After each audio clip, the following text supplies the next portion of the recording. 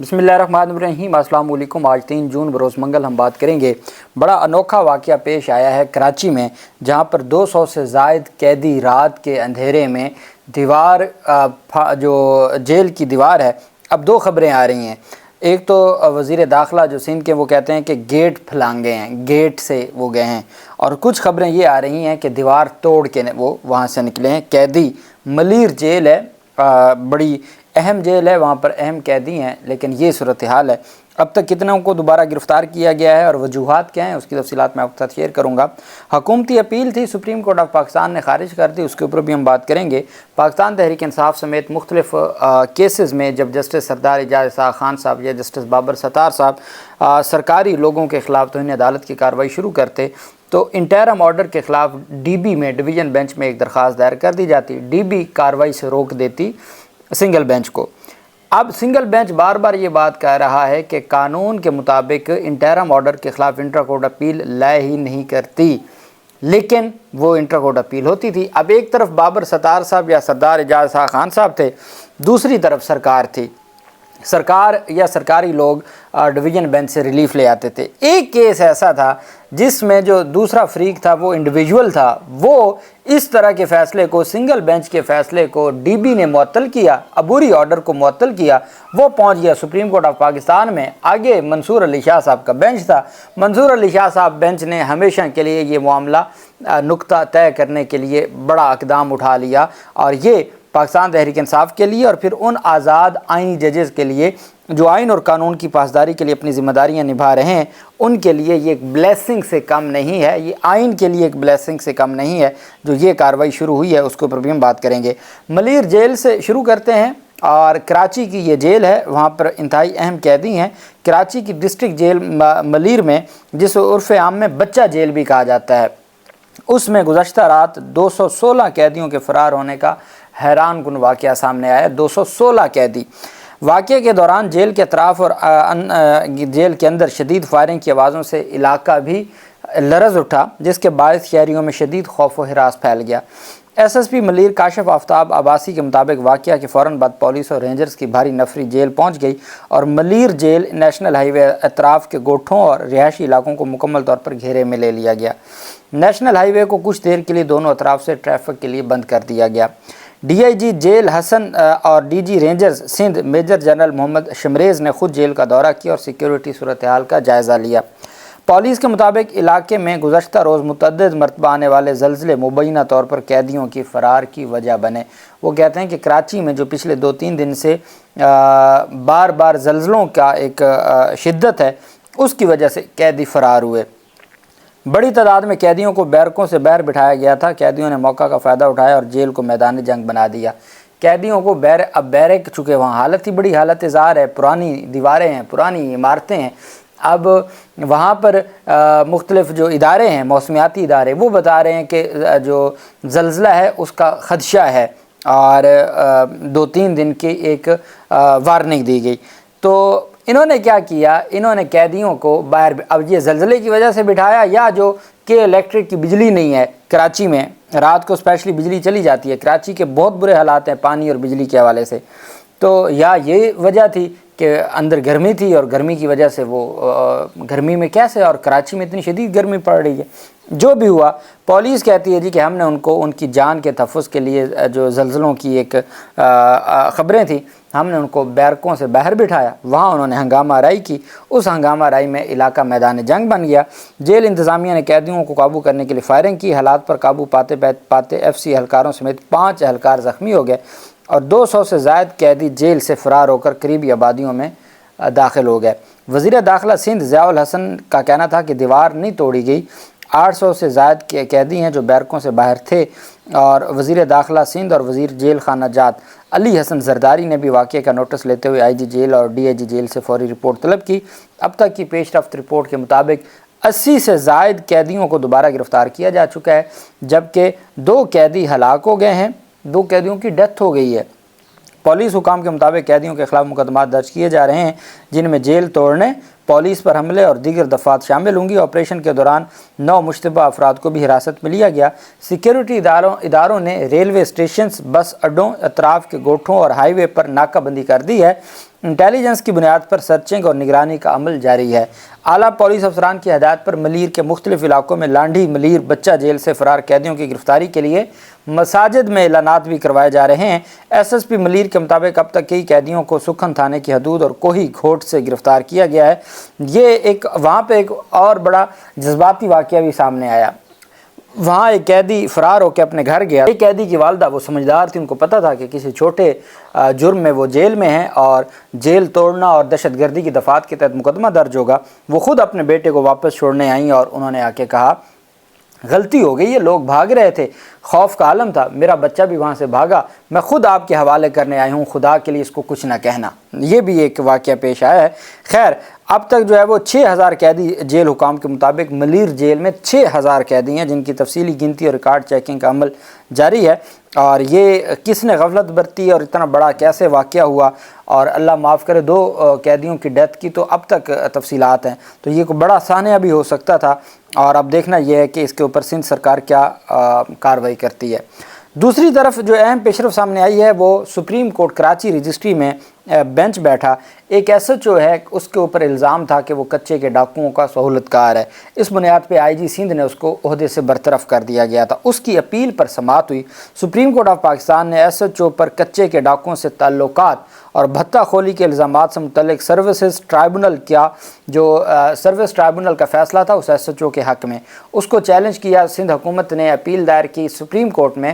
Supreme court نے service ٹرائبونل کا فیصلہ برقرار رکھتے ہوئے، بحال رکھتے ہوئے جو ایس ایچ او ہے اس کو بحال کر دیا اور سندھ حکومت کی اپیل کو مسترد کر دیا۔ اب ہوتا کیا ہے کہ بھئی آپ کو کسی ایس ایچ او سے کوئی ذاتی مسئلہ ہے اور کسی سیاسی رہنما کی جانب سے کوئی فرمائش آئی ہونی ہے، آپ نے اس کو کچے کے ڈاکوؤں اور بھتہ خوری کے الزام میں برطرف کر دیا۔ اس طرح تو پھر آپ کی 95% پولیس فارغ ہو جائے گی۔ تو اس پر پھر سروس ٹرائبونل نے ایس ایچ او کو بحال کیا۔ اس بحالی کے خلاف سندھ حکومت نے اپیل دائر کی، سپریم کورٹ نے اپیل مسترد کر دی۔ ایڈیشنل ایڈوکیٹ جنرل سندھ نے موقف اپنایا کہ کچے کے ڈاکوؤں اور بھتہ خوری کے الزام کی ڈی ایس پی نے S H O باڑو Ghulam Abbas کے خلاف تحقیقات کی۔ تحقیقات میں ڈاکوؤں کے ساتھ تعلقات اور بھتہ خوری کے الزامات ثابت ہوئے۔ متعلقہ ایس ایس پی نے ایس ایچ او کو نوکری سے برخاست کیا۔ ڈی آئی جی سکھر نے ایس ایچ او کو بحال، لیکن آئی جی سندھ نے ایس ایچ او کو نوکری سے نکال دیا تھا۔ سروس ٹرائبونل نے آئی جی سندھ کا فیصلہ کالعدم قرار دے کر ایس ایچ او کو بحال کر دیا۔ سروسز ٹرائبونل کا فیصلہ کالعدم قرار دیا جائے۔ پولیس میں کالی بھیڑوں کی موجودگی پر زیرو ٹالرنس ہے، یہ سندھ پولیس کا کہنا تھا۔ عدالت عظمیٰ نے ریمارکس دی کہ سروس ٹرائبونل نے قانون کے مطابق فیصلہ دیا، قانون کے خلاف اگر احکامات ہوتے تو ہم ضرور جائزہ لیتے، جب سروس ٹرائبونل کا فیصلہ ہی قانون کے مطابق ہے تو ہم کیسے آپ کی اپیل سنیں۔ عدالت عظمیٰ نے ریمارکس دیا کہ سروسز ٹرائبونل کے فیصلے کے مطابق ایس ایچ او کو عہدے پر بحال کیا جائے۔ آئی جی سندھ نے برخاست کرتے وقت S H O Ghulam Abbas سندرانی کو سننے کا موقع تک نہیں دیا۔ عدالت عظمیٰ نے سروس ٹرائبونل کے فیصلے کے خلاف سندھ حکومت کی اپیل کو مسترد کر دیا، اور ان کا جو موقف تھا کہ وہ کچے کے ڈاکوؤں کا سہولت کار ہے، بھتہ خوری اور وہ ساری چیزیں، عدالت نے کہا جو بھی تھا اس کو سننا ضروری تھا۔ No one should be condemned unheard, اور آئین کا آرٹیکل جو 10A ہے جو فیئر ٹرائل کی بات کرتا ہے، ڈیو پروسیس کی بات کرتا ہے، اس کے بغیر نہ ہی کسی کو کوئی ریلیف دیا جا سکتا ہے، نہ ہی کسی کو کوئی آرڈر دینے کا اختیار ہے، اور نہ ہی کسی کو فیصلہ کرنے کا اختیار ہے جب تک کہ دونوں فریقین کو سنا نہ جائے۔ آپ جانتے ہیں پاکستان تحریک انصاف کے سربراہ عمران خان کی ایک اہم کیس تھا توہین عدالت کا۔ سردار اعجاز خان صاحب کے پاس وہ کیس تھا، وہ معاملہ چلا گیا، اس کو سپرنٹینڈنٹ اڈیالہ جیل نے ایک درخواست دائر کی، کیس ٹرانسفر ہو گیا 3 رکنی بینچ میں۔ اب جسٹس سردار اعجاز خان صاحب نے اس کے اوپر ایک سو موٹو توہین عدالت کی کارروائی شروع کی۔ اس توہین عدالت کی کارروائی کے خلاف ایک انٹرا کورٹ اپیل دائر کی گئی۔ انٹرا کورٹ اپیل میں وہ کارروائی بھی روک دی گئی اور ان کو کارروائی سے بھی روک دیا گیا، جس کے اوپر پھر باقاعدہ طور پر سردار اعجاز خان صاحب نے یہ آرڈر جاری کیا کہ آپ کا اختیار ہی نہیں ہے، ڈویژن بینچ کا اختیار ہی نہیں ہے کہ انٹرم آرڈر کے خلاف کارروائی کرے یا انٹرم آرڈر کو معطل کرے۔ اسی طرح بابر ستار صاحب کے ساتھ بھی ہر کیس میں ایسے ہی ہو رہا تھا، جس وہ ڈائریکٹر نیب کے خلاف یا جو دوسری طرف ڈی جی تھے پاسپورٹ اینڈ امیگریشن، ان کے خلاف کارروائی کرتے تھے، وہ جا کے اسٹے آرڈر لے آتے تھے 2 رکنی بینچ سے۔ اب یہ اسی نوعیت کا ایک کیس تھا، سنگل بینچ نے یہ بیسیکلی آئی سی سی جو ہے انٹرنیشنل کورٹ آف جو سالسی ہے، لنڈن سالسی ایوارڈز، اس سے متعلق ایک حکم تھا۔ سپریم کورٹ آف پاکستان نے اسلام آباد ہائی کورٹ کے بین الاقوامی chamber of commerce ICC London کے فوراً جو آربیٹریٹر ایوارڈز کی تعمیل سے متعلق جاری کردہ آرڈر کو معطل کر دیا ہے۔ فیصلہ 2 رکنی بینچ جسٹس منصور علی شاہ اور جسٹس عقیل عباسی نے کیا۔ فرنٹیئر ہولڈنگز لمیٹڈ کی جانب سے دائر اپیلوں کی سماعت کے بعد سنایا گیا۔ اس مقدمے میں فریقین کے درمیان ICC جو لنڈن کی ثالثی کے تحت یہ مقدمہ بین الاقوامی چیمبر آف کامرس لنڈن کے تحت ثالثی کا مقدمہ تھا۔ اس ثالثی کے نتیجے میں 12 دسمبر 2024 کو جزوی آربیٹریٹل ایوارڈ جاری کیا گیا اور بعد ازاں 31 مارچ 2025 کو اخراجات کے حوالے سے ایک علیحدہ ایوارڈ بھی دیا گیا۔ یہ ایوارڈ اسلام آباد ہائی کورٹ میں 2011 کے آرڈیننس کے تحت تعمیل کے لیے جمع کروائے گئے تھے۔ ابتدائی طور پر اسلام آباد ہائی کورٹ کے سنگل بینچ نے 24 اپریل 2025 کو ایک عبوری حکم دیا جس میں رسپونڈنٹس کو بدین فیلڈز میں اپنی دلچسپی کی منتقلی، اس کے حقوق کی منتقلی یا اس پر کوئی چارج منتقلی یا روک تھام کرنے سے روک دیا۔